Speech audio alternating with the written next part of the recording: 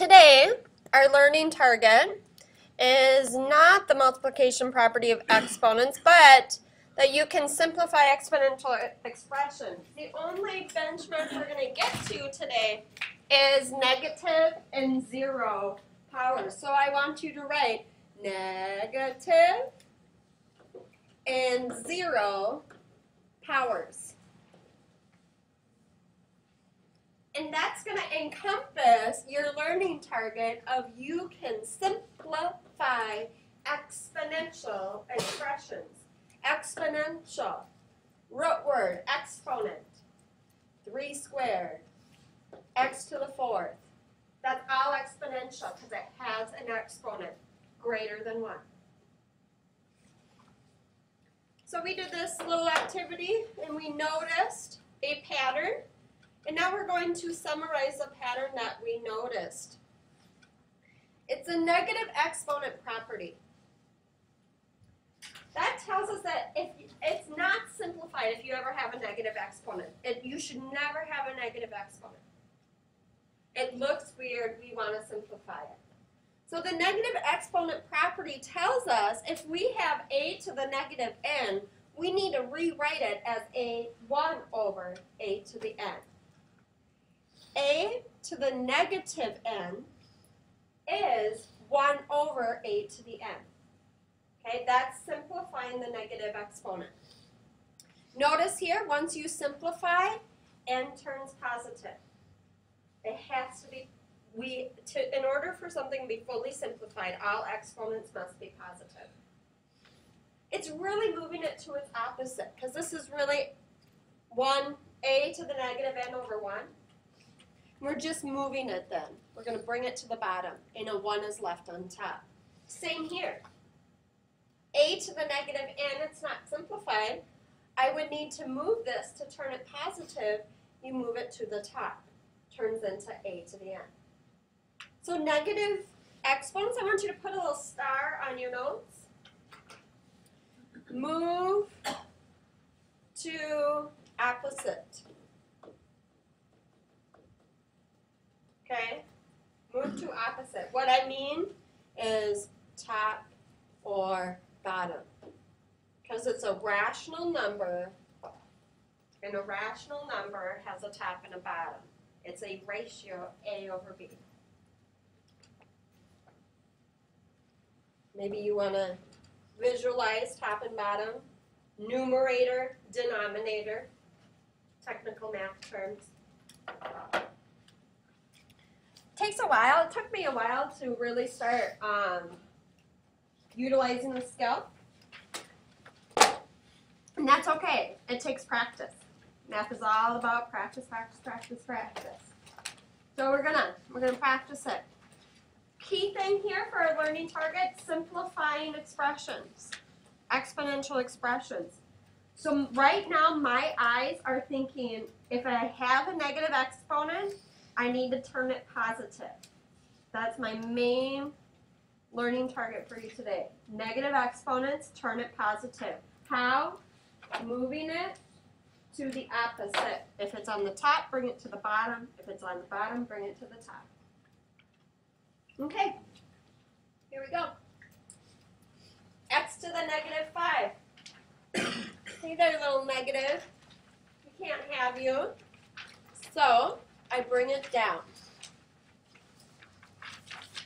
And then I'm left with a 1 on top over x to the 5th.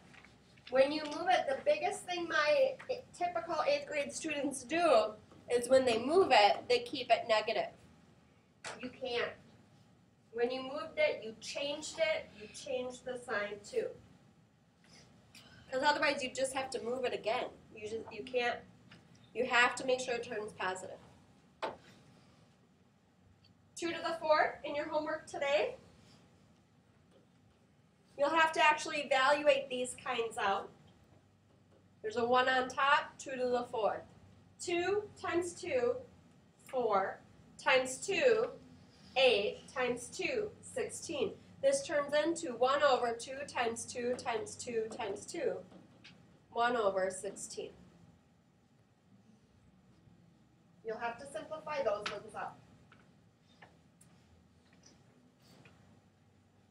3 to the negative 3, I'm going to bring it to the bottom.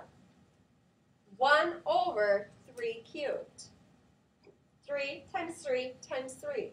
1 over 3 times 3 times 3. 1 over 3 times 3 is 9, times 3 is 27.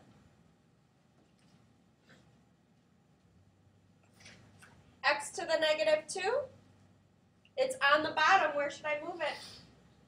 Opposite to the top. So it's x squared. Once you move it, it turns it positive. Okay?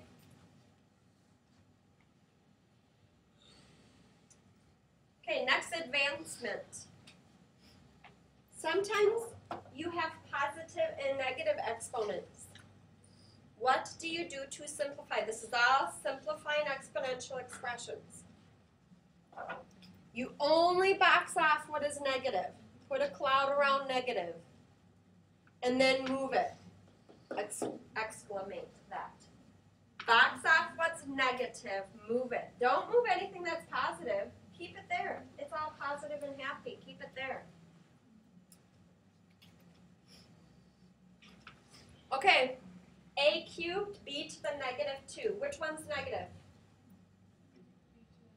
B to the negative 2. So box it. Where's it going to go? It's on the top, bottom, right? So this is going to come down here. I'm going to be left with what's on top now? A cubed is on top because I didn't need to move it, right? And now what do I have on the bottom? B squared. A cubed B squared. I'm done. I'm done because there are no more negative exponents.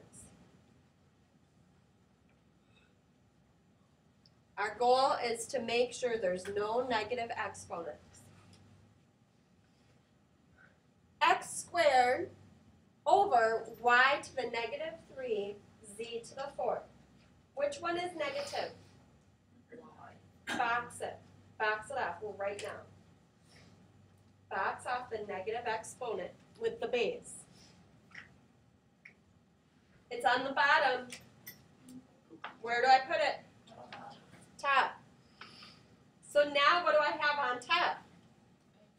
X squared y cubed. Positive. Good job. What's on the bottom? Z to the 4th. I wouldn't call this hard. You just have to remember that trick. Because you're not doing a bunch of number operations or solving or major algebra here. You're just having to identify which one has a negative exponent, shift it. 4 to the negative 2. What do I box off? Where am I putting it? That's going to equal 4 squared. Because 1 times 4 squared is just 4 squared. 4 times 4, 16 will be the answer in the back of your book. Or the answer that IXL would give you. Okay? Now, we're going to practice. So, all right, the next thing we're going to learn about is the zero exponent property. We just explored with our calculator by punching in 3 to the 0, 5 to the 0, and negative 2 to the 0, and I found out that they all gave us 1. Well, this one gave us negative 1 because negative 2 to the 0 was really negative 1 times 2 to the 0 power.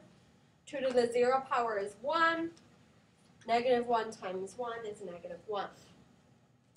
And then we made this huge number, 1,555,555 to the 0 is 1. And we're like, that must mean, I'm noticing a pattern, this must mean that anything to the 0 power is 1. And we are right. This is the zero exponent property. It says the zero power property Anything to the 0 power is 1. So now you have 2 tricks you have to remember today. Negative exponents move it, and 0 exponents, it's not simplified if you have a 0. You need to turn it into a 1. Okay? So, oh, is that it?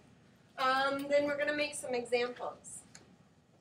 If I want everybody to write these down. 3 to the 0. You should be able to get that one. And then I want you to write 4x squared y to the 0. That's going to be a little trickier one. Okay, this one you're just simplifying on your notes. Everybody's writing this on their notes. And what else do I want? Let's start with these. What's 3 to the 0? 1. 1. According to our 0 power property, it's 1. Simplified. Done. I use the same strategy with negative exponents. Do you see a 0 Yes. power? Which one's 0? Box it. What happens to this y to the 0? Turns into 1, which is really just disappears, right? Because remember, 1 is really shy and likes to hide as much as possible. Do you remember that? So all we really have to do, this turns into 4x squared times 1. And we're like, it's okay, 1, you can hide. You can actually just cancel that out and just write 4x squared, simplified. Okay? So it was really, let me restate that. We boxed off y to the 0 and realized that this then would be the 4 would stay, x squared, and then it'd be times 1. 1 is able to hide here, so we let it hide. Once students get really awesome at it, they just see 0 and they just cancel it out and know that it's just 1 and 1 can hide. Whatever is comfortable for you. But you have 2 things that you need to do today. Here's your goal. Write goal. Goal. No negative is goal number 1. No 0 is goal number 2. No negative, no 0. Okay, write it. Goal. No negative, no 0. Bless you. No negative, no 0. And I always usually box. I box the negatives and I box the zeros and deal with it there. Those are the only numbers you are messing with.